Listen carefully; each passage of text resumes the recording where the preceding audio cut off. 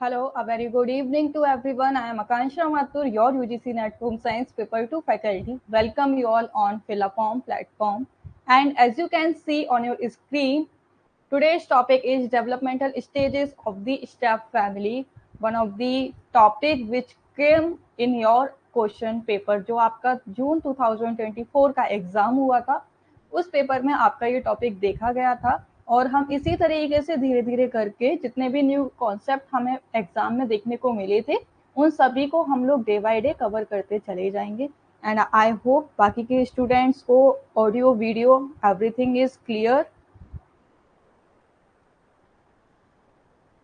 एक बार बाकी के स्टूडेंट्स भी ज्वाइन कर लें, तब तक मैं कुछ बेसिक इन्फॉर्मेशन दे देती हूँ आप लोगों को। ये आपके सोशल मीडिया प्लेटफॉर्म है, आप चाहो तो इनको ज्वाइन कर सकते हो। ये आपका व्हाट्सएप ग्रुप है और ये आपका इंस्टाग्राम हैंडल है। अगर आपको टेलीग्राम चैनल ज्वाइन करना है जहाँ पे डे टू डे अपडेट्स मिलती रहती हैं regarding the classes and everything, so you can join home science UGC net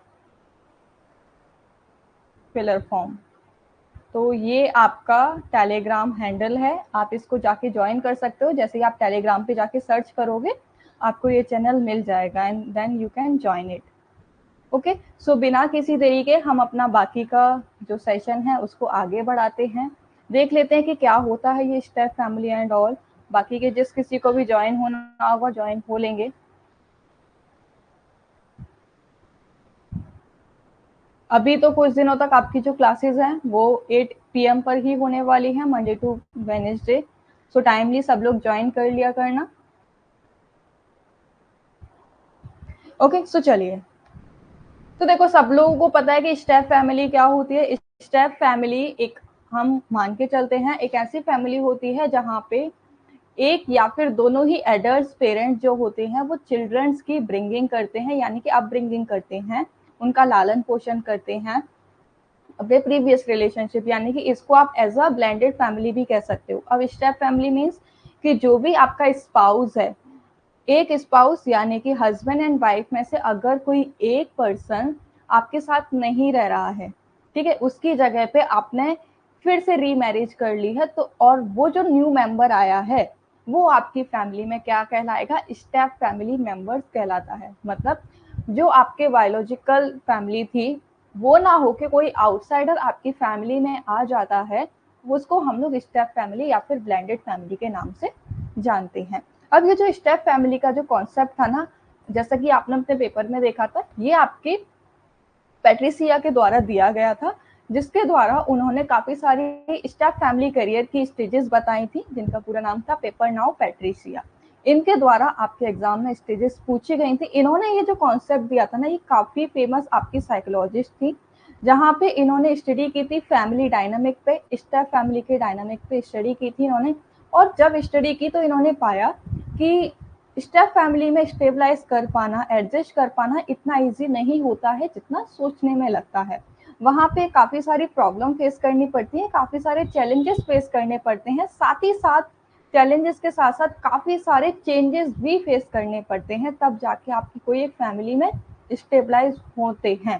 ठीक है, क्योंकि एक स्टेप फैमिली जो होती है ना, वो आपकी 7 जो पैट्रिसिया के द्वारा है, उन्होंने 7 स्टेजेस बताई हैं। कितनी?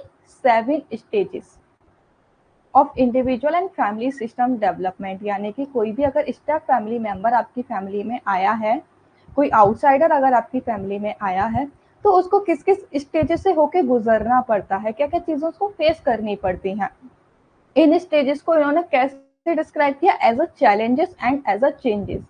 चैलेंजेस क्यों आता है? क्योंकि हम किसी को भी, अगर हमारी कोई पुरानी चीज़ है, अगर हम उसे हटाते हैं, उसकी जगह हम कुछ नया लेकर आते हैं, तो हमारे लिए थोड़ा मुश्किल होता है उसको एक्सेप्ट कर पाना, जब तक अगर वो पुराने से बेहतर ना हो। राइट? फॉर एग्जाम्पल, आपका मोबाइल फोन है और आपका मोबाइल फोन बहुत अच्छी कंडीशन में, बहुत सारे उसमें अच्छे फीचर्स हैं, बट अनफॉर्चुनेटली कुछ उसमें डिफेक्टेड आ गए, जिसकी वजह से आपको अपना न्यू फोन परचेज करना पड़ेगा। लेकिन आपको पुराना फोन भी बहुत ज्यादा प्यारा है, आप उसको रीसेल नहीं करोगे कहीं पे भी, आप अपने पास ही रखना चाहते हो उसे, लेकिन वो प्रॉपर्ली वर्क नहीं कर रहा है, इसीलिए आपको नया फोन परचेज करना पड़ेगा। लेकिन जब नया फोन आप परचेज करते हो तो कुछ दिन आपको एडजस्ट करना पड़ता है कि क्योंकि आपको पुराने फ़ोन की ही आदत होती है।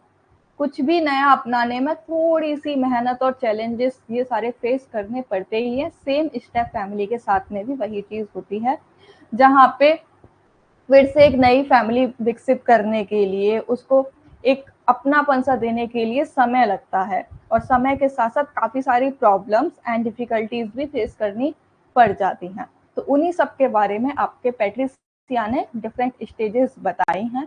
वो स्टेजेस क्या हैं, वन बाय वन हम उनकी स्टडी करेंगे और देखते हैं। देखो, जैसा कि अभी हमने पीछे पढ़ा था, ये टोटल 7 स्टेजेस बताई गई हैं।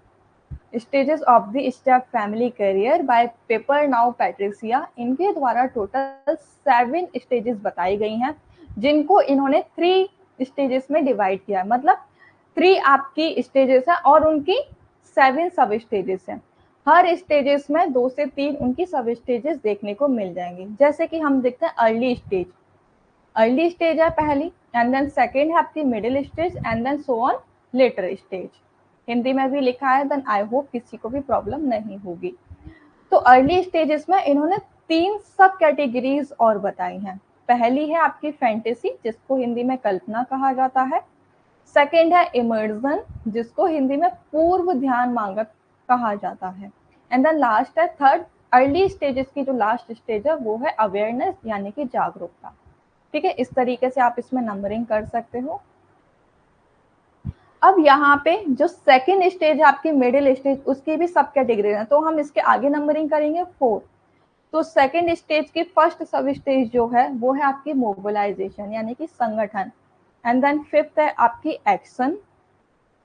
फिर आपकी आ जाती है थर्ड मेन कैटेगरी, जिसकी 2 सब कैटेगरीज हैं।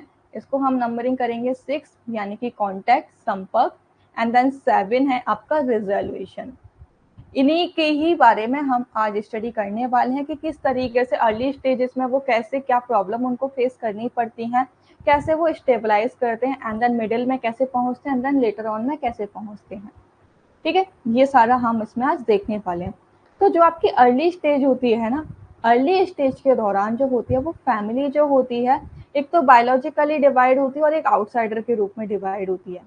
इतना तो पता है, क्योंकि आपके क्या है, फैमिली में कोई एक न्यू मेंबर आने वाला है, राइट। जहाँ पे आपकी जो बायोलॉजिकल फैमिली होगी उसके अपने ही नियम, कायदे, पोषण, लालन पालन की विधियां होती हैं। ठीक है, उन्हीं को ही, उन्हीं रूल्स एंड रिचुअल्स को समझने के लिए आपकी क्या है, एक अलग से संबंध बनाए जाते हैं, अलग से आपकी फैमिली में कोई फैमिली मेंबर आता है। ठीक है, ये अर्ली स्टेज होती है जहाँ पे क्या है, इजी कनेक्शन बनाने की कोशिश की जाती है, आसान संबंध होता है। देखो, प्रारंभिक चरणों के दौरान परिवार जैविक रेखाओं के साथ विभाजित रहता है, बायोलॉजिकली डिवाइड रहता है इस स्टेज के दौरान। क्यों? क्योंकि देखो, स्टेप फैमिली का जो मेंबर है उसको क्या लगेगा कि मेरे साथ में भेदभाव हो रहा है, मुझे समझा नहीं जा रहा है, इसीलिए नहीं समझा रहा क्योंकि मैं एक आउटसाइडर हूँ, इनको मेरे साथ अपनेपन की फीलिंग नहीं आएगी। और जो बायोलॉजिकल एक दूसरे से जुड़े हुए हैं, पेरेंट एंड देयर चिल्ड्रन, वो क्या कहेंगे कि नहीं, हमारे तो पापा यही हैं, मैं इनको अपनी मम्मी या अम्मा नहीं मानता हूँ। ये कंडीशन दोनों के साथ हो सकती है, हस्बैंड एंड वाइफ दोनों के साथ हो सकती है।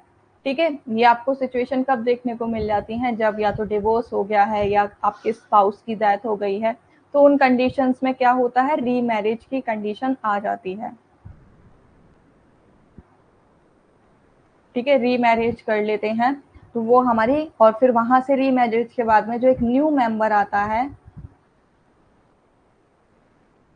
New member is called step family member.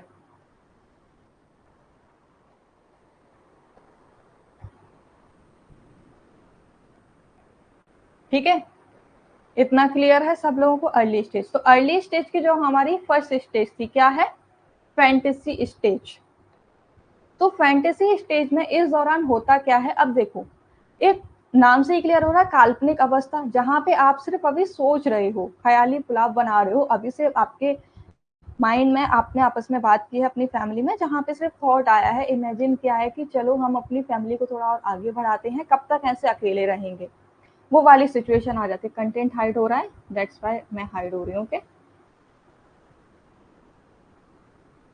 तो अब इस स्टेज में क्या होता है कि एडल्ट्स को क्या चाहिए होता है कि उनका जो भी उनका स्पाउस था वो तो चला गया, ठीक है, बाय द डिवोर्स और बाय द डेथ, कुछ भी रीजन हो सकता है, ठीक है। अब उसके दौरान जो पेन हुआ है उसकी वजह से क्या, अब उसको उस पेन को क्या है, कम करना है अपना, ठीक है। उस दर्द को ठीक करने के लिए वो तरसते हैं कि कैसे भी ये दर्द है वो कम हो जाए। तो एडल्ट क्या इमेजिन करते हैं कि कोई एक न्यू एडल्ट आएगा जो कि उनके एक सिंगल पेरेंटिंग वाले भार को संभाल लेगा, क्योंकि सिंगल सब कुछ मैनेज कर पाना, कर तो लेते हैं लेकिन डिफिकल्ट होता है। एदर वो हस्बैंड हो या फिर वाइफ हो, एक लेडी के लिए मुश्किल हो जाता है क्योंकि उसको बाहर के और घर के दोनों के ही काम संभालने होते हैं, बच्चों को भी संभालना होता है। सेम हम ये नहीं कहेंगे किसके लिए ज्यादा मुश्किल होता है, दोनों के लिए ही डिफिकल्टीज होती हैं, राइट। फादर के लिए भी वही प्रॉब्लम फेस करनी पड़ेंगी क्योंकि बहुत सारी चीजें हैं जो माँ वाली चीज वो नहीं बच्चों को फील करा पाएंगे, राइट। तो उन कंडीशंस में वो क्या सोचते हैं कि हमारी फैमिली कंप्लीट हो जाए, जो इनकम्प्लीट फैमिली हो गई है वो कंप्लीट हो सके, उस कंडीशन में उनके दिमाग में थॉट आता है, आइडिया आता है, वो फैंटेसी बनाते हैं कि काश एक और मेरा, अगर जो मेरा स्पाउस था अगर वो आज मेरे साथ होता तो ये प्रॉब्लम फेस नहीं करनी पड़ती।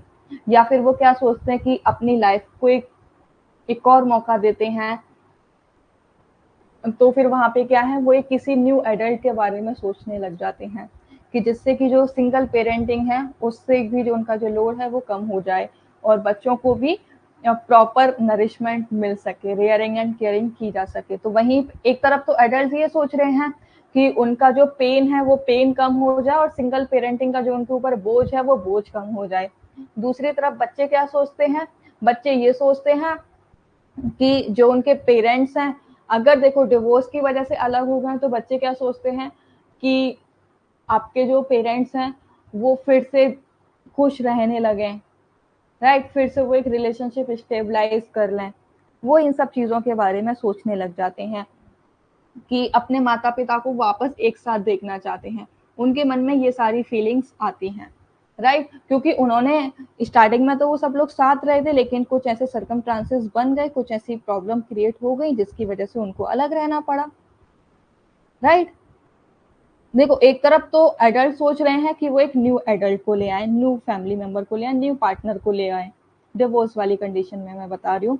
वहीं पे डिवोर्स या डेथ कोई भी कंडीशन ले लो, वहीं पे अगर आप बच्चों को देखोगे तो वो सोचते हैं काश ऐसा हो जाए कि हमारे जो मम्मी पापा हैं वो फिर से एक साथ हो जाए। वो अपने बायोलॉजिकल पेरेंट्स के बारे में सोचते हैं, वो स्टेप फैमिली के बारे में नहीं सोचते हैं, स्टेप मेंबर के बारे में नहीं सोचते हैं कि पापा पापा या मम्मी है वो दूसरी शादी कर लें, राइट, रीमैरिज कर लें। वो इस बारे में नहीं सोचते, वो सोचते हैं उनके जो बायोलॉजिकल पेरेंट हो उनका रीयूनिट हो जाए,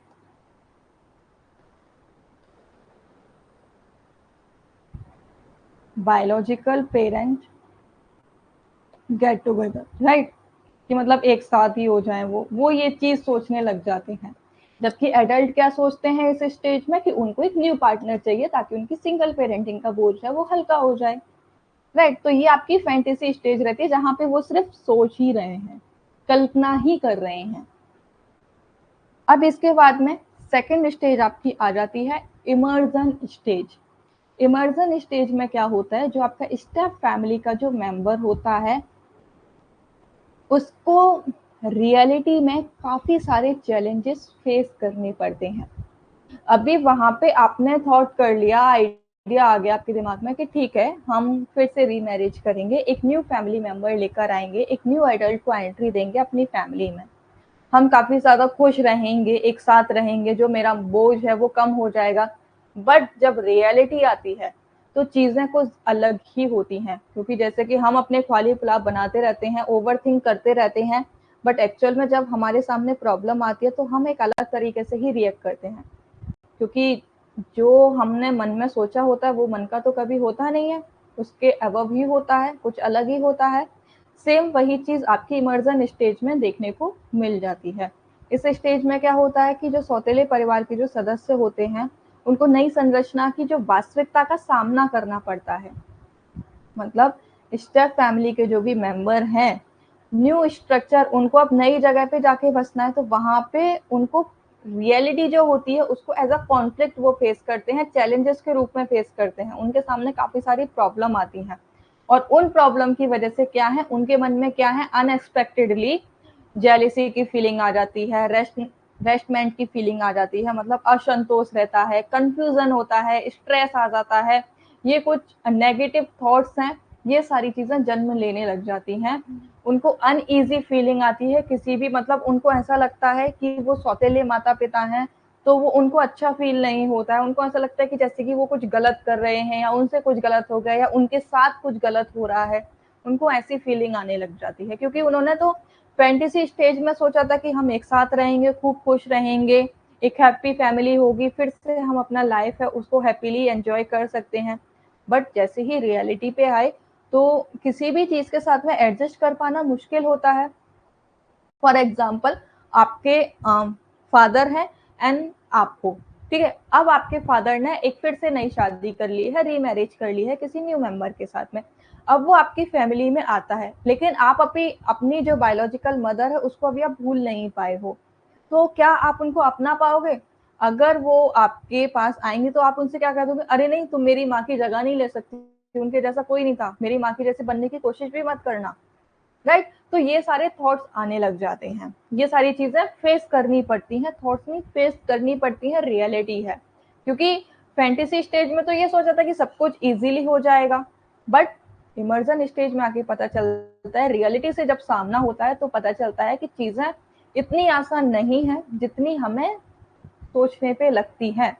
जब वास्तविकता में आते हैं तो चीजें कुछ और ही होती हैं, ठीक है, जिसकी वजह से उनको ये नेगेटिव थॉट्स आने लग जाते हैं, जेलिसी की फीलिंग आने लग जाती है। जेलिसी की फीलिंग कैसे आने लग जाएगी कि जैसे फादर हैं, अगर वो उनको टाइम देंगे तो आप कैसे करो, आप जो बच्चे हैं वो क्या सोचने लग जाएंगे कि अरे पापा तो हमेशा उन्हीं के साथ में रहते हैं, हमें तो अब वो टाइम भी नहीं देते हैं। एक सबसे जो क्रिटिकल प्रॉब्लम है वो कब और आ जाती है, अगर कोई स्टेप मेंबर आया है, स्टेप की जगह हम लिख देते हैं आउटसाइडर, ठीक है, आउटसाइडर अगर कोई आया है, उस आउटसाइडर के साथ में उसके खुद के भी अगर बच्चे हैं, ये और चीज सोचना, आउटसाइडर के साथ में आउटसाइडर एंड देयर चिल्ड्रन,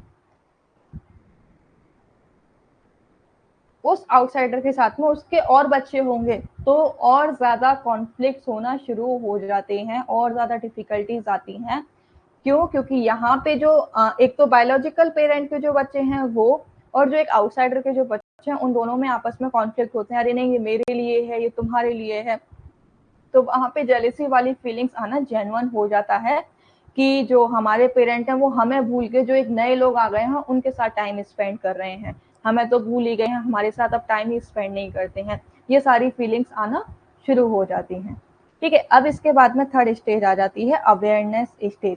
अभी तक वहाँ पे कॉन्फ्लिक्ट होना शुरू हो गए थे, राइट, कि जेलेसी वाली फीलिंग आ रही थी, स्ट्रेस हो रहा था, जिसकी वजह से काफी सारी प्रॉब्लम फेस करने को मिल रही थी। जैसे ही अवेयरनेस स्टेज में वो आते हैं, अवेयरनेस स्टेज में क्या होता है कि वो रिकॉग्नाइज करने लग जाते हैं कि एक्चुअल में ये पेन हो क्यों रहा है, इमोशनल डिफिकल्टीज, इमोशनल ट्रॉमा जो उनको फेस करने पड़ रहे हैं वो क्यों फेस करने पड़ रहे हैं, राइट। तो वो अपने जो परिवार के जो दर्दनाक जो गतिशीलताएं होती हैं, भावनाएं होती हैं, उनको पहचानना शुरू कर देते हैं। उसकी वजह से उनको पता चलता है कि जो प्रॉब्लम फेस हो रही हैं इनके कुछ नॉर्म्स हैं, है ना, इन्होंने पहले ही अपनी एक फैंटेसी लाइफ बना रखी थी उसको लेके, और इन्होंने अपने खुद के ही कुछ रूल्स एंड रेगुलेशंस बना रखे थे, वो सारी चीजें यहाँ आ जाती हैं। अब जो उन्होंने जो फैंटेसी में जो चीज सोची थी ना कि सब चीज स्मूथली चलती है, हर चीज अच्छी चलती है, कुछ भी प्रॉब्लम नहीं फेस करनी पड़ती है, वो धीरे धीरे क्या है फेड आउट होने लग जाती है। ठीक है, क्योंकि उनको समझ आने लगता है कि एक्चुअल में जैसे कि जो सौतेले पेरेंट्स है ना, उनको पता चलता है कि बच्चा उनके साथ में इस तरीके से बिहेव क्यों कर रहा है, क्यों उनके साथ में घुल मिल नहीं पा रहा है, वो तो वो ये सारी चीजें ना समझने लग जाते हैं। तो वो जो फैंटेसी वाली थी वो धीरे धीरे करके क्या है फेड ऑफ होने लग जाती है। एंड देन फिर मिडिल स्टेज आ जाती है। मिडिल स्टेज में हम देखते हैं मोबिलाइजेशन स्टेज आती है। अब ये जो मोबिलाइजेशन स्टेज आती है, वहां अभी उनको पेन फील हुआ कि मुझे ये पेन एक्चुअल में हो क्यों रहा है, क्यों मुझे ये डिफिकल्टीज फेस करनी पड़ रही हैं। तो अब जैसे कि किसी एक पर्सन के साथ में वो चीज हुई, वो जाके शांत बैठ गया अपने कमरे में, रात भर रोया, एंड देन नेक्स्ट मॉर्निंग फिर से सेम हो गया, कुछ रॉन्ग बिहेवियर कर दिया, बदतमीजी कर दिया अगर जो आउटसाइडर है उसके साथ में किसी फैमिली मेंबर ने, तो उनको बुरा लग जाएगा। जैसे कि बच्चे हैं, बायोलॉजिकल पेरेंट के जो बच्चे हैं वो, उन्होंने आउटसाइडर के साथ में उल्टा सीधा बोल दिया, बदतमीजी से बात कर ली, ऊंची आवाज में बात कर ली, हालांकि है तो वो बड़े ही और वो बच्चे हैं। तो वो जो आउटसाइडर है उसको बुरा लगेगा कि नहीं लगेगा कि मैं तो इतनी कोशिश कर रही हूँ लेकिन फिर भी ये मैं ठीक नहीं कर पा रही हूँ, कुछ भी ये लोग मुझे अपना ही नहीं पा रहे हैं। तो उसकी कंडीशन की वजह से उनको पेन फील होने लग जाता है। लेकिन जैसे ही वो मोबिलाइजेशन स्टेज में फिर क्या करते हैं वो, तो वो कई दिनों तक ये सारी चीजें चलती रहती हैं, लेकिन फिर एक टाइम ऐसा आता है कि वो काफी ज्यादा थक जाते हैं। वो कहते हैं कि नहीं, अगर मुझे यहाँ रहना है तो मुझे इनको अपनाना पड़ेगा, अच्छे से इनको भी मुझे अपनाना पड़ेगा, तभी चीजें आगे वर्क कर सकती हैं, अदरवाइज चीजें और ज्यादा कॉम्प्लिकेटेड होती चली जाएंगी। तो फिर क्या करते हैं कि वो खुलकर बात करना शुरू कर देते हैं। उनको फाइनली लगता है कि नहीं, मुझे जो चाहिए मुझे उस पे खुल के बात करनी होगी, उनको जो प्रॉब्लम है उसको लेके उनको खुल के बात करनी होगी। ठीक है, उनके बीच में जो डिफरेंसेस होते हैं उन डिफरेंसेस को वो खुल के बात करने की कोशिश करते हैं, जिसकी वजह से काफी इस स्टेज को, क्योंकि यहाँ पे ऑब्वियसली बात है कॉन्फ्लिक्ट हो रहे हैं, उनकी जो नीड्स हैं वो कुछ और हैं और जो सामने वाले की नीड्स हैं वो कुछ और हैं, तो जिसकी वजह से कॉन्फ्लिक्ट होना शुरू हो जाते हैं, काफी सारे आर्ग्यूमेंट्स होते हैं। इसीलिए जो मोबिलाइजेशन वाली स्टेज है इसको आपके एम्बिटल्ड स्टेज या फिर आर्ग्यूमेंटल फेज कहा जाता है, ये याद रखना, क्योंकि ये जो छोटे छोटे टर्म्स हैं इन्हीं से ही आपका एग्जाम में क्वेश्चन पूछ लिया जाता है, राइट। इसको क्या नाम दे दिया जाता है आपकी इस मोबिलाइजेशन स्टेज को, क्या है, या तो इम्बैलिटेड स्टेज या फिर आर्ग्यूमेंटल फेज के नाम से जाना जाता है। ऐसा क्यों होता है, क्योंकि ऑब्वियसली बात है कि आपको जो भी कुछ बात है अगर वो आपकी लाइफ में प्रॉब्लम क्रिएट कर रही है और आप उसके बारे में जब खुल के बात करते हो, तो ऑब्वियसली बात है कि हर किसी पर्सन के थॉट हैं वो अलग होते हैं। किसी एक टॉपिक को लेके हर किसी के जो थॉट हैं इसके अलग होंगे और इसके अलग होंगे। जब ये आपस में मिलेंगे तो कॉन्फ्लिक्ट होना लाजमी है, कॉन्फ्लिक्ट होंगे ही होंगे। जब क्यों, क्योंकि भाई वो भी कॉम्प्रोमाइज नहीं कर सकते हैं, ना तो ये कॉम्प्रोमाइज कर सकते हैं और ना ही ये कॉम्प्रोमाइज कर सकते हैं, तो क्या करते हैं, एक बीच का रास्ता निकाला जाता है। और जब ओपनली डिस्कशन होगा तो आर्ग्यूमेंट होना लाजमी होता है। इसी की वजह से क्या है, कॉन्फ्लिक्ट होना शुरू हो जाते हैं। क्यों कॉन्फ्लिक्ट होते हैं, इतनी देर से हम कॉन्फ्लिक्ट कॉन्फ्लिक्ट वर्ड सुन रहे हैं, क्यों होना शुरू हो जाते हैं, क्यों, क्योंकि इनको अपनी नीड्स चाहिए होती हैं, इनको अपने हिसाब से चेंजेस चाहिए होते हैं और इनको अपने अकॉर्डिंग चेंजेस चाहिए होते हैं, तो उनको लेके प्रॉब्लम होना शुरू हो जाती है। फिर क्या करते हैं ये, कुछ चेंजेस को लेके कुछ कॉम्प्रोमाइज आप करो, कुछ कॉम्प्रोमाइज हम करते हैं, ताकि दोनों ही एकदम अच्छा महसूस करें, सहज महसूस करें, कंफर्टेबल रहें एक दूसरे को लेके। उन सब बातों को लेके डिस्कशन यहाँ पे होता रहता है, ठीक है। एंड देन जैसे ये डिस्कशन करते हैं, बातचीत करते हैं, तो ऑब्वियसली बात है बात करने से तो बड़ी से बड़ी समस्या हल हो जाती है। वो वाला मत, वो चीज मत करना भाई, एक अपने ईगो में है दूसरा अपने ईगो में है, तो प्रॉब्लम है वो और ज्यादा बड़ी होने लग जाती है, मिसअंडरस्टैंडिंग्स हैं वो और ज्यादा बढ़ने लग जाती हैं। तो इससे अच्छा है कि मिसअंडरस्टैंडिंग को हवा मिले भाई, है ना। उससे अच्छा है कि आप पहले ही अपने बीच की जो जो भी आपकी मिसअंडरस्टैंडिंग है उसको क्लियर कर लिया जाए। और क्लियर कब होंगी, जब कोई शुरुआत करेगा। अब भाई वो वाली चीज तो है नहीं कि वो अपने ईगो में है, वो अपने ईगो में है, मैं क्यों पहले बात करूं, वो भी तो आके बात कर सकते हैं। दूसरा कहेगा मैं क्यों बात करूं, वो भी तो आके बात कर सकते हैं।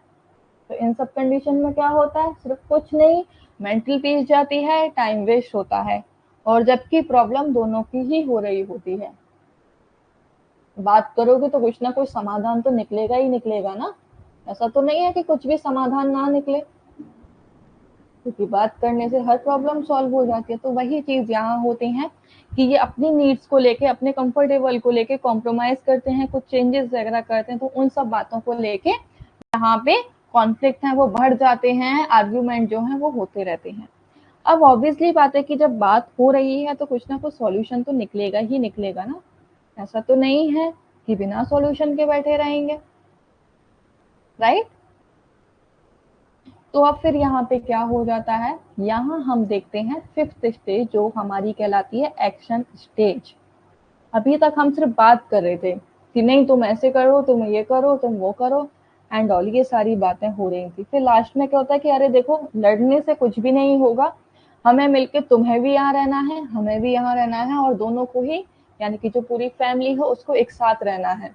तो रोज रोज ऐसे लड़के तो नहीं रह सकते हैं। रोज रोज बिना लड़े रहने से अच्छा है कि हम अपनी जो भी कॉम्प्रोमाइज करें, कुछ चेंजेस करें जिसमें आप भी खुश रहो और हम भी खुश रहें, आपको भी तकलीफ ना हो, हमें भी तकलीफ ना हो। ये सारी चीजें किए जाते, तो इसलिए ना यहाँ पे क्या है, नेगोशिएट होना शुरू हो जाता है ना, क्योंकि हम कॉम्प्रोमाइज कर रहे हैं, कुछ चेंजेस कर रहे हैं कि फैमिली में कौन कैसे क्या फंक्शन करेगा, कौन क्या कार्य करेगा, किस तरीके से रहेगा, क्या चीजें होंगी, तो इन सब बातों को लेके समझौते होना शुरू हो जाते हैं। अब यहाँ पे जो आर्ग्यूमेंट हो रहे थे कि नहीं मुझे ये चीज चाहिए, मुझे वो चीज चाहिए, अब उन सब बातों पे आर्ग्यूमेंट ना होके यहाँ पे कंफर्टेबल वे में कम्युनिकेशन होता है, जहाँ पे वो बोलते हैं कि ठीक है, हम एक एग्रीमेंट, नया एग्रीमेंट बनाएंगे जिसमें कुछ जो नीड्स होंगी वो आपकी होंगी, कुछ चेंजेस आपके लिए होंगे, कुछ चेंजेस हमारे लिए भी होंगे, तो जिससे कि दोनों को ही प्रॉब्लम फेस नहीं करनी पड़ेगी। यहाँ पे एक्चुअल में काम किया जाता है, बातें सुनी जाती हैं, एक्चुअल में कुछ नया क्रिएट किया जाता है, इसीलिए इस स्टेज को एक्शन स्टेज के नाम से भी जाना जाता है। अब यहाँ पे एक्शन स्टेज में क्या होता है कि changes the family structure and drawn the new boundaries. अब ऑब्वियसली बात है, नेगोशिएट कर रहे हैं, न्यू एग्रीमेंट क्रिएट कर रहे हैं, तो वहां पे अब क्या होगा कि ऑब्वियसली है कि फैमिली स्ट्रक्चर है वो न्यू क्रिएट होगा। जो पहले रूल्स एंड रेगुलेशंस चले आ रहे थे, अब फैमिली रिचुअल्स हैं, नए फैमिली रिचुअल्स बनेंगे, ठीक है, क्लियर रूल्स स्टेबलाइज किए जाएंगे जिससे कि लोगों आपस में बॉन्ड जो है वो स्ट्रांग हो सके, ठीक है, फैमिली रिलेशनशिप है वो काफी ज्यादा अच्छा हो सके। उसके लिए क्या है, फिर से न्यू एग्रीमेंट किया जाएगा। तो यहाँ पे अब क्या है कि कॉन्स्टेंट अटेंशन जो रहती है वो आपके प्रॉब्लम को सॉल्व आउट करने पे रहती है, इश्यूज को रेस करने पे नहीं रहती है। यहाँ पे सॉल्यूशन की तरफ फोकस किया जाता है, ना कि प्रॉब्लम की तरफ, ठीक है, इसलिए हम इसको सॉल्यूशन फोकस भी बोल सकते हैं, ठीक है। कॉन्फ्लिक्ट यहाँ पे कम होने शुरू हो जाते हैं, क्यों, क्योंकि कॉन्फ्लिक्ट इस बात पे हो रहे थे ना, क्योंकि ना तो उनकी बात सुनी जा रही थी, ना ही सामने वाले की बात सुनी जा रही थी। अब दोनों आपस में बातचीत कर रहे हैं, एक दूसरे की बातें सुनी जा रही हैं, तो ऑब्वियसली बात है कि कोई ना कोई सॉल्यूशन निकलेगा ही निकलेगा। सारे फैमिली मेंबर एक साथ बैठे होते हैं, हर किसी की इच्छाएं पूछी जाती हैं, हर किसी से बातचीत की जाती है, हर किसी की राय ली जाती है, एंड देन उसके बेसिस पे न्यू एग्रीमेंट डिजाइन किए जाते हैं, राइट। क्योंकि जो पुराने फैमिली मेंबर्स हैं उनको नए को अपनाना होता है, और जो नए फैमिली मेंबर्स हैं उनको पुरानों को अपनाना होता है, क्योंकि हालांकि रहना तो दोनों को साथ में ही है, ऑलराइट। तो यहाँ पे एक्शन स्टेज में क्या होता है, एक्चुअल में वर्क किया जाता है, कुछ ना कुछ एक्शन लिया जाता है, ताकि फैमिली में शांति बनी रहे, हर कोई अपनी जरूरतों के हिसाब से कंफर्टेबली रह सके, ठीक है। देखो यहाँ पे है कि without consent attention to step issues, मतलब बिना किसी मुद्दे को उठाए, बिना किसी बात को इशू बनाए, यहाँ पे सिर्फ और सिर्फ सॉल्यूशन पे फोकस किया जाता है, ताकि जो फैमिली रिलेशनशिप है वो काफी ज्यादा स्ट्रांग हो सके, ठीक है। क्योंकि अगर कमजोर रहेंगे तो कोई भी उनका फायदा उठा के चला जाएगा, कोई भी उनको भड़का के चला जाएगा। तो अगर एक साथ रहना है तो एक दूसरे को समझना भी होगा, और एक दूसरे के प्रति एम्पैथी वाली फीलिंग भी रखनी होगी, तभी जो फैमिली रिलेशंस हैं वो स्ट्रांग बनते हैं। आप हम स्टेप फैमिली की ही क्यों बात कर रहे हैं, हम अगर नॉर्मल फैमिली की भी बात करें तो बहुत सारी बातें ऐसी हो जाती हैं जो कि नॉर्मल पेरेंट्स, जो बायोलॉजिकल पेरेंट हैं वो भी नहीं समझ पाते हैं बच्चों की बातों को। तो वहाँ पे बच्चों में और पेरेंट्स में कॉन्फ्लिक्ट होना शुरू हो जाते हैं, क्या कहते हैं, अरे नहीं आप तो हमारी बात सुनते ही नहीं हो, आपको हमसे क्या लेना देना। तो ये कॉन्फ्लिक्ट जरूरी नहीं स्टेप फैमिली में ही हो, बायोलॉजिकल फैमिली में भी होते हैं, क्योंकि लोग हैं तो कॉन्फ्लिक्ट होना लाजमी है, क्योंकि हर किसी की जो बेसिक नीड्स हैं वो अलग हैं, रिक्वायरमेंट है वो अलग हैं, राइट। और फिर हम आ जाते हैं, आपकी आती है फिर लेटर स्टेज। सिर्फ आपकी जो अर्ली स्टेज है उसी में ही आपकी 3 सब स्टेजेस हैं, अदरवाइज मिडिल और लेटर स्टेज में आपकी 2 सब कैटेगरीज हैं, और किसी में भी आपकी 3 सब स्टेजेस नहीं है, इस बात को याद रखना। ओके, यहां तक तो सबको समझ आ रहा है ना? अभी तक कुछ प्रॉब्लम तो नहीं आई है, इजी ही है, कुछ भी ऐसा नहीं है कि जो ना समझ में आए, लेकिन स्टिल अगर कोई भी डाउट एंड क्वेरी है आप पूछ सकते हो, क्योंकि आगे 1-2 क्वेश्चन है इससे रिलेटेड, तो उनको भी हम सॉल्व करेंगे। अब फिर इसमें आ जाती है आपकी थर्ड स्टेज, जो कि लेटर स्टेज कहलाती है, जिसमें हमारी 6th स्टेज है कॉन्टैक्ट स्टेज। अभी तक हमने क्या किया था, न्यू एग्रीमेंट बनाया था, जहाँ पे हमने new rules and regulations design किए थे, जिससे कि फैमिली मेंबर्स के बीच में रिलेशनशिप है वो स्ट्रांग हो सके, एक दूसरे का ध्यान रख सकें। तो अब जब कॉन्टैक्ट स्टेज आती है ना, कॉन्टैक्ट स्टेज मतलब बातचीत करना, राइट? कॉन्टैक्ट का मतलब क्या होता है, संपर्क करना। नाम से, जैसे इस स्टेज के नाम से ही क्लियर हो रहा है कि इस स्टेज में आके क्या होता है कि जो अभी तक जो डिफरेंट 2 फैमिलीज थी, अब वो एक रियल रिलेशनशिप है वो शेयर करते हैं। देखो यहाँ लिख रहा है, this stage clearly define real relationship between step parents and step children start to form. मतलब सौतेले माता पिता और सौतेले बच्चों के बीच में वास्तविक संबंधों को परिभाषित करता है। यहाँ पे क्या होते हैं कि दोनों के बीच में एक रियल कनेक्शन बनना शुरू हो जाता है, रियल रिलेशनशिप स्टेबलाइज होना शुरू हो जाता है। कब होता है, जब ये लोग यहाँ पे क्या करते हैं, कॉन्टेक्ट स्टेज में क्या ऑब्वियसली एक दूसरे से बातचीत करेंगे। तो जो बातचीत की जाती है वो हर्ट टू हर्ट टॉक्स होती हैं। ये नहीं कि चालाकी से बोल रहे हैं, सिर्फ कहने के लिए कह दिया, नहीं, आप कुछ भी नहीं कहोगे तो भी वो समझ जाएंगे। वो होती है हर्ट टू हर्ट टॉक्स। अगर कोई एक पेन में है तो सामने वाले को भी पेन फील होगा। जिस तरीके से बायोलॉजिकल फैमिली में अगर कोई किसी भी फैमिली मेंबर्स को कोई भी प्रॉब्लम फेस करनी पड़ती है, कोई भी दर्द में होता है, तो उनको भी पेन होता है, ठीक है? जैसे बायोलॉजिकल फैमिली जो होती है, बायोलॉजिकल फैमिली जो इमोशंस शेयर करते हैं, सेम वही चीज अब कहाँ आ जाती है, स्टेप फैमिली में भी आ जाती है।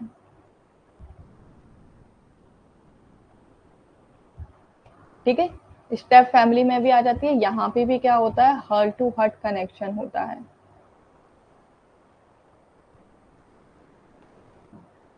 हर्ट टू हर्ट कम्युनिकेशन होता है। अगर इनको अगर कोई प्रॉब्लम होगी तो ये पेन है वो इनको भी फील होगा, और अगर इनको कोई प्रॉब्लम होगी तो इनका पेन इनको भी फील होगा। ये चीज समझ लो, ठीक है? यहाँ पे हर्ट टू हर्ट बातें होना शुरू हो जाती हैं, बिना कहे एक दूसरे की बातों को समझने लग जाते हैं। जो कपल्स हैं वो भी अपने रिलेशनशिप को इम्प्रूव करते हैं, क्योंकि देखो बच्चों के चक्कर में क्या उन्होंने रीमैरिज की थी, क्या ध्यान में रख के की थी कि जो सिंगल पेरेंटिंग का जो भार है वो उतर जाए, क्योंकि अकेले उनसे नहीं हो रहा था। लेकिन जब बच्चे ही आपस में नहीं समझ पाएंगे, बच्चे ही पेरेंट्स को नहीं समझ पाएंगे, तो कुछ भी कर पाना आसान नहीं होगा, मुश्किल होगा।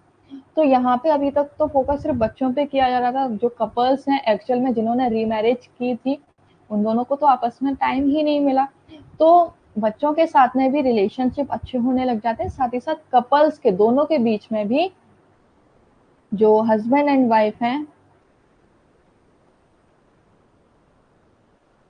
उनके बीच में भी जो रिलेशनशिप है वो इम्प्रूव होना शुरू हो जाते हैं। उनके जो संबंध है उनमें भी सुधार होता दिखाई देता है। ठीक है, ये जो फैमिली होती है, स्टेप फैमिली और बायोलॉजिकल फैमिली, जब दोनों आपस में मिल जाती हैं, इसको हम लोग या तो ब्लेंडेड फैमिली कह सकते हैं। तो अब यहाँ पे क्या होता है कि ये इंटीमेसी वाली फीलिंग है, ये शेयर करते हैं, मतलब फीलिंग शेयर करते हैं इजीली। जो कुछ भी फील कर रहे हैं, खुश हैं तो वो फीलिंग शेयर करेंगे। अगर कोई प्रॉब्लम इनको फेस करनी पड़ रही है तो उस प्रॉब्लम को भी ये सेफली आराम से एड्रेस कर सकते हैं, मतलब आराम से बता देते हैं। ये नहीं सोचते हैं कि मैंने ये प्रॉब्लम फेस की, कहीं ये मुझे जज ना करें, पता नहीं ये मेरी प्रॉब्लम को समझेंगे या नहीं समझेंगे। ये सारी चीजें इस स्टेज में आके खत्म हो जाती हैं। ऐसा कुछ भी नहीं रहता है। यहाँ पे ये जो फील कर रहे होते हैं, चाहे अच्छा बुरा जो कुछ भी है, हर चीज को ओपनली यहाँ पे कम्युनिकेट किया जाता है। जो अभी तक फैंटेसी स्टेज में या फिर आपकी जो मोबिलाइजेशन स्टेज तक जो कॉन्फ्लिक्ट चल रहे थे, वो कॉन्फ्लिक्ट यहाँ पे आके धीरे धीरे खत्म होना शुरू हो जाते हैं, जो कि एक अच्छे रिलेशनशिप में मोल्ड होते चले जाते हैं। ठीक है, जो अभी तक बैड रिलेशनशिप था, now it is convert into a good relationship, उसमें कन्वर्ट होना शुरू हो जाता है। ठीक है, यहाँ पे कुछ भी प्रॉब्लम फेस नहीं की होती है। मैरिटल रिलेशनशिप में वो re emerge as a source of comfort and connection, मतलब जो मैरिटल रिलेशनशिप है, वैवाहिक संबंध जो है वो एकदम कंफर्ट हो जाते हैं और एक दूसरे के बीच में कनेक्शन भी फील करते हैं। एक दूसरे को नरिशमेंट करना, सपोर्ट करना, फिर कोई भी फैमिली मेंबर हो, हर किसी को सपोर्ट करना, हर किसी के साथ में खड़े रहना, एकदम लालन पोषण उनका बेहतर तरीके से करना। ये नहीं सोचना बिल्कुल भी कि नहीं भाई ये तो अपने आप कर लेंगे, मैं तो एक आउटसाइडर हूँ, ये अभी भी मुझे नहीं अपना पाए हैं। वो सारी चीजें यहाँ पे सब खत्म हो जाती हैं। कुछ भी यहाँ पे कॉन्फ्लिक्ट नहीं रहते हैं, कुछ भी मिसअंडरस्टैंडिंग नहीं रहती है, हर चीज यहाँ क्लियर हो जाती है। इसीलिए इसको कॉन्टेक्ट स्टेज कहा जाता है। क्यों क्लियर हो जाती है? क्योंकि यहाँ सब आपस में कम्युनिकेट करते हैं, बिना किसी भेदभाव के, बिना किसी जजमेंट के, अपनी फीलिंग्स को शेयर करते हैं, कुछ भी प्रॉब्लम है उनको शेयर करते हैं, एक रियल फैमिली की तरह रहने लग जाते हैं। यहाँ लिखा है ना रियल रिलेशनशिप, तो रियल फैमिली की तरह ही रहने लग जाते हैं। कोई भी ये नहीं कह सकता है कि जो भी पर्सन हमारी फैमिली में आउटसाइडर आया था वो आउटसाइडर है, कोई भी नहीं कहता है। उनको एक अपनेपन की फीलिंग आने लग जाती है कि जैसे मैं तो इसी फैमिली का हिस्सा थी या था। राइट, बच्चों को भी अपनापन फील होता है, और जो भी जिसके साथ भी रीमैरिज हुई थी उसको भी अपनापन फील होना शुरू हो जाता है, जैसे कि these are the part of their one family, जैसे एक ही परिवार के वो सदस्य हैं, जैसे कभी वो अलग थे ही नहीं। जो कहते हैं ना कि हमारा तो जन्मों जन्मों का नाता था, वो वाली चीजें यहाँ पे फील होना शुरू हो जाती हैं। बिल्कुल भी नहीं लगता है कि जैसे कि आप कहीं बाहर से आए हो। वो वाली सारी फीलिंग यहाँ खत्म हो जाती हैं, फेड ऑफ होना शुरू हो जाती हैं। यहाँ क्या रह जाता है? बस हर्ट टू हर्ट कनेक्शन रह जाता है, एक दूसरे से दिल का रिश्ता होता है। और कहीं ना कहीं बायोलॉजिकल रिलेशनशिप से ज्यादा दिल का रिश्ता है वो बहुत गहरा होता है। क्यों? क्योंकि अल्टीमेटली जो पर्सन होता है वो सुकून की ही तलाश करता है, कि वो जिस किसी के भी साथ में रहे वो खुश रहे, शांति से रहे, हंसता खेलता रहे। बस यही चीजें क्या है देखने को मिलती हैं, कि आराम से रहें, हम एक दूसरे के प्रति जो भी फीलिंग्स हैं वो शेयर करें, सिंपैथी हो, इम्पैथी हो एक दूसरे को लेके, ये सारी फीलिंग्स हो, ना कि जेलिसी हो या फिर स्ट्रेस हो, ये सारी चीजें नहीं होनी चाहिए। तो यहाँ पे सपोर्ट भी किया जाता है, एक दूसरे को कंफर्ट भी दिया जाता है। ओके, ये आपकी हो जाती है सिक्स्थ स्टेज, जो कि आपकी थर्ड स्टेज की सब कैटेगरी है। अब हम नेक्स्ट आ जाते हैं आपकी रिजोल्यूशन स्टेज पे। रिजोल्यूशन नाम से क्लियर हो रहा है। अब यहाँ पे अगर एक पर्सन कुछ भी कॉन्फ्लिक्ट रह गया होगा तो वो रिजोल्यूशन स्टेज में आके हर चीज खत्म हो जाती है। अब यहाँ पे जो रिलेशन है वो एकदम सॉलिड बन जाता है, मतलब ऐसा कि कोई भी आ जाए हमारे परिवार को हिला नहीं सकता है, तोड़ नहीं सकता है, इतना ज्यादा ठोस विश्वास हो जाता है। यहाँ पे सौतेले जो परिवार होते हैं, स्टेप फैमिली होती है, वो now it is convert into a reliable step relationship. मतलब कि यहाँ फैमिली एकदम विश्वास के साथ में चलती है, कि मतलब विश्वास डगमगा ही नहीं सकता है, विश्वास टूट ही नहीं सकता है। जो नॉर्म्स है वो स्टेबलाइज किए जाते हैं। तो पूछा जाता है कि अच्छा तुम्हारी फैमिली में पहले ये रीति रिवाज थे, ये क्यों थे, क्या रीजन था इनके पीछे, मतलब एक दूसरे की ना हिस्ट्री को, आइडेंटिटी को शेयर करने लग जाते हैं, एक दूसरे की पास्ट लाइफ के बारे में बात करने लग जाते हैं, कि आपके पहले जहाँ आप रहते थे वहाँ कैसे चीजें बदली थी, मतलब हर चीज शेयर करने लग जाते हैं। यहाँ पे पुरानी हिस्ट्री के साथ साथ खुद की एक आइडेंटिटी, नई आइडेंटिटी भी बनाते हैं, खुद की एक नई आइडेंटिटी बिल्ड करते हैं, और एक न्यू हिस्ट्री को शेयर करते चले जाते हैं। क्योंकि ऑब्वियसली बात है कि जो पास्ट था उसके बारे में हमने जाना, उसको वहीं छोड़ दिया। अब न्यू लाइफ जो मिली है, ऑब्वियसली बात है न्यू लाइफ मिली है, डे बाय डे हर दिन आप कुछ ना कुछ एक्सपीरियंस कर रहे हो, day by day experience new things,